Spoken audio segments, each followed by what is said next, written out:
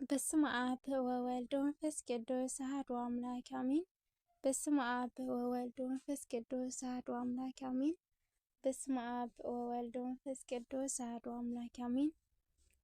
ስንክሳር ግንቦት 30 አባ ሚካኤል ሊቀ ጳጳሳት። በዛ መዓልት እዚኣ መበል 68 ሊቀ ጳጳሳት እስክንድርያ ዝኾነ ቅዱስ አባ ሚካኤል አረፈ። እዚ አቦ ድማ መጽሐፍቲ ቤተ ክርስቲያን ስለዝተምሃረ ፈላጥ ነበረ። ብልቡ በቃሉ እውን አጽንዖም። ብድሕሪዚ ንጽህቲ ሰብነቱ ካብ አምላኽ ብዝተረኸበ መንገዲ ምንኩስና ብምግዳል ጭፈራ ናይ ክብሪ በዓል ቤት ጌታና መድኃኒና ኢየሱስ ክርስቶስ ንክትኸውን ደለየ። ብድሕሪዚ ንጽህቲ ነፍሱ ካብ አምላኽ ብዝተረኸበ መንገዲ ምንኩስና ብምግዳል ጭፍራ ናይ ክብሪ በዓል ቤት ጌታና መድኃኒና ኢየሱስ ክርስቶስ ንክትኸውን ደለየት።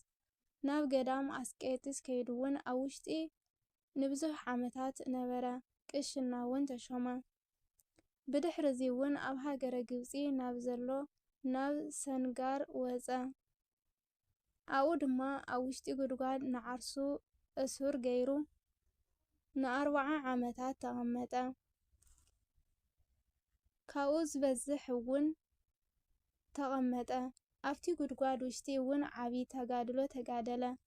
ናይ ትሩፋቱ ናይ ጽድቁን ናይ እውቀቱን ወረ ምስ ተሰምዐ ኣብ ሃገረ እስክንድርያ ሊቀ ጵጵስና ንኸሸምዎ ኤጲስቆጶሳት ተስማዕሚዖም ሽዑ ንሽዑ ሒዞም ኣብ ልዕሊ መንበር ቅዱስ ማርቆስ ወንጌላዊ ሊቀ ጵጵስና ሸምዎ። ምስተሾመ ድማ ሰናይ ኣካያይዳ ኸደ። ኩሉ ጥሪት እዚ ዓለም እውን ንዒቑ ሓደገ። ካብ ዝግብኦ ካብ ዘምጽአሉ ገጽ በረከት ሓደ ዲናር ወይ ኣላድ ጥሪት ገይሩ ኣይወሰደን። ካብኡ ቀቅሩብ እናተመገቡ እቲ ዝተረፈ ንድኻታት ንዝተጸገሙን ይህቦም ነበረ። ለኣብያተ ክርስቲያን እውን መዐደጊ ንዋየ ቅዱሳን መጽሓፍቲ ይገብር ነበረ። ንህዝቡ እውን ሓደ ጊዜ ካብ መጽሓፍቲ ሓደ ጊዜ ድማ ካብ ቃሉ ይምህሮምን ይግስጾምን ይመኽሮምን ነበረ። ሰናይ ኣገልግሎቱ ምስ ፈጸመ ድማ ናይ ክብሪ በዓል ቤት ጌታና መድኃኒና ኢየሱስ ክርስቶስ ካብ ድኻም እዚ ዓለም ንኸዕርፎ ኣኽሊል ሕይወት እውን ኣብ መንግሥተ ሰማያት ንኽህቦ ደልዩ ናይ ሓንቲ መዓልትን ሓንቲ ለይትን ሕማም ኣብ ልዕሊኡ ኣምጽአ። ፈጺሙ ኣይተናገረን። እንትመውት እውን ንናይ ክብሪ በዓል ቤት ጌታና ኣመስገኖ። ገጽ እውን ብምልክት መስቀል ኣማዕተበ። ነፍሱ ድማ ኣብ ኢድ ናይ ክብሪ በዓል ቤት እግዚአብሔር ኣምላኽ ሃበ። ሙሉእ ዕድሚኡ ድማ 90 ዓመትን 8 ወርሕን እዩ። ንእግዚአብሔር ምስጋና ይኹን። ንኣና እውን ብጸሎት እዚ ኣቦ ይምሓረና ንዘለዓለም ዓለም አሜን። አርኬ ሰላም ለሚካኤል እግዚአብሔር ዘንእዶ ሶበ አስመሮ ፈድፋደ ዘይጸምዶ በመጽሐፈ ወበቃል ልበ ምእመናን ሚኢዶ አይረፈ ዮም ቅድመ እለ ይቀውም አውዶ በአርአያ መስቀል ቅዱስ እንዘይሰፍህ እዶ። ሰላም ለሚካኤል እግዚአብሔር ዘንእዶ ሶበ አስመሮ ፈድፋደ እንዘይጸምዶ በመጽሐፍ ወበቃል ልበ ምእመናን ሚኢዶ አይረፈ ዮም ቅድመ እለ ይቀውሙ አውዶ በአርአያ መስቀል ቅዱስ እንዘይሰፍህ እዶ። ቅዱስ ቆሮስ ሐዋርያ። ከምኡውን በዛ መዓልት እዚኣ ካብ 72 ኣርድእቲ ሓደ ዝኾነ ሐዋርያ ቆሮስ ዕረፈ። እዚ ቅዱስ ድማ ጌታና ኣብ ዘምህረሉ ወርሓት 3 ዓመት ኣገልገሎ። ብድሕሪ ዕርገቱ እውን ንሐዋርያት ኣገልገሎም። ምስኣቶም እውን መንፈስ ቅዱስ ተቐበለ። ብድሕሪዚ እውን ምስ ቅዱስ ጳውሎስ ሐዋርያ ብምዃን ኣገልገሎ። ቅዱስ ጳውሎስ ተኣሲሩ እንተሎ ድማ መልእኽቲ ናብ ብዙሓት ሃገራት ይወስደሉ ነበረ። ሐዋርያ ቅዱስ ጳውሎስ ተኣሲሩሉ እንተሎ ድማ መልእኽትታቱ ናብ ብዙሓት ሃገራት ይወስደሉ ነበረ። ካብ አሕዛብ ኣይሁድን እውን ንብዙሓት መሃሮም፣ ጥምቀት ክርስትና እውን ኣጠመቖም። ብድሕሪዚ እውን ናብ ሃገራት ምብራቕ ከደ። ካብ ምኩራባት ኣይሁድ እውን ብዙሕ መንከራ በጽሖሞ ኣዕረፈ። ንእግዚአብሔር ምስጋና ይኹን። በረከት እውን ምሳና ተሃሉ ንዘለዓለም ዓለም አሜን። አርኬ ሰላም ለቆሮስ ለወልደ ማርያም ዘተልእኮ መጠነ 3 ዓመት በኢወስኮ ወበድህረዝ አርገ ካዕበ ሀበ ጳውሎስ ተወሲኮ እምነ ስቃይ ረከቦ ወእምነ ምንዳቤ ዝሃኮ አመ ፍጻሜ ወርህ አይረፈ በሰናይ አምልኮ። ሰላም ለቆሮስ ለወልደ ማርያም ዘተልእኮ መጠነ 3 ዓመት በኢወስኮ ወእምድህረዝ አርገ ካዕበ ሀበ ጳውሎስ ተወሲኮ እምነ ስቃይ ዘረከቦ ወእምነ ምንዳቤ ዝሃኮ አመ ፍጻሜ ወርህ አይረፈ በሰናይ አምልኮ።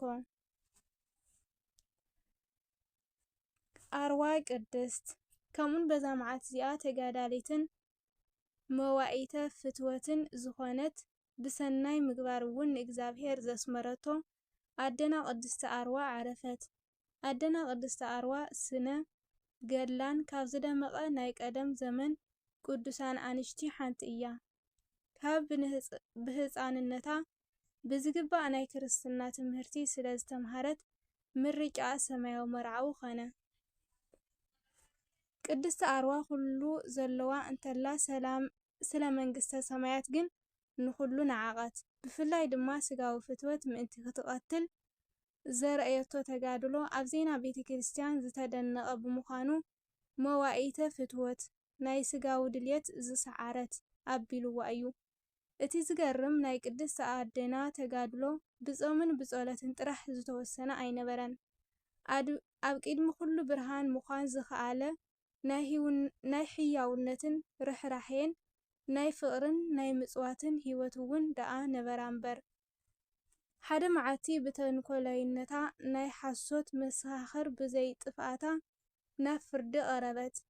ፍርደ ገንደል ዳይና እውን ኣብ ልዕሊኣ ሞት ፈረደ። ኣብ ኣደባባይ ድማ ብጭካነ ንቅድስቲ አደና ቀተልዋ። እግዚአብሔር ግን ድንቂ እዩ እሞ ካብ ሞት ኣተሲኡ ቀተልታ ከም ዝጠዓሱ ገበራ። ድሕረዚ እውን ብንጹህ ኣነባብራ ቀጸለት። ሓደ መዓልቲ ግን ከቢድ ፈተና መጻ።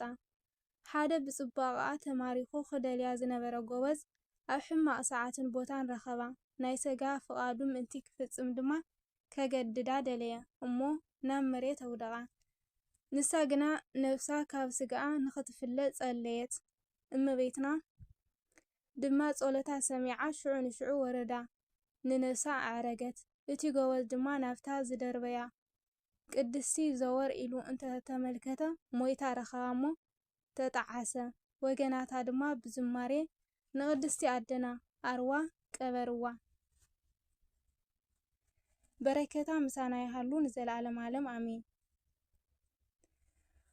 አርኬ ሰላም ለአርዋ እንዘ ኢገብረት ጌጋየ በስምዓ ሐሶት ተቀቲላ እንተተንስአት ጥኡየ ምስሊሃ ለሰኪብ አመ ብእሲሃ ሃለየ እግዚአብሔር መሰጠ ሀበ ትረክብ ናህየ ከመ በጸሎት ትቤ ተመጠው ነፍስየ። ሰላም ለአርዋ እንዘ ኢገብረት ጌጋየ በስምዓ ሐሶት ተቀቲላ እንተተንስአት ጥኡየ ምስሊሃ ለሰኪብ አመ ብእሲሃ ሃለየ እግዚአብሔር መሰጣ ሀበ ትረክብ ናህየ ከመ በጸሎት ትቤ ተመጠው ነፍስየ። ከምኡን በዛ መዓልት እዚኣ ናይ ቅዱስ ዲማዲስ ሰማዕት መዘከርቱ እዩ። በረከቱ ምሳና ይሃሉን ዘለዓለም ዓለም አሜን። ናይ ወርሒ ግንቦት ምንባብ ስንክሳር ኣብዚ ተፈጸመ ብሓይሊ እግዚአብሔር። ወስብሐት ለእግዚአብሔር ወለወላዲቱ ድንግል ወለመስቀለ ክቡር አሜን። ንኩለና ድማ ናይ መንግስቲ ሰማያት ወረስቲ ይግበረና አሜን።